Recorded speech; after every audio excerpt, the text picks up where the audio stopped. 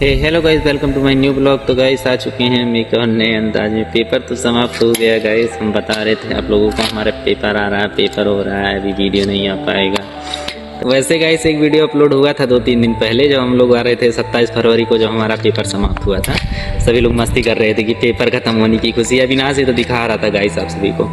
और गाइस उस दिन तो बहुत ज़्यादा सब लोग मस्ती कर रहे थे कि पेपर ख़त्म हो गया, अब तो मौज ही मौज है। लेकिन देखिए क्या मौज है, काम में ये लगे हैं, टाइम ही नहीं मिलता है वीडियो बनाने का। तो गाइस आप लोग अंत तक वीडियो में बने रहिएगा। आज हम आप सभी को गांव का बहुत ही खूबसूरत नज़ारा दिखाएंगे गाइस।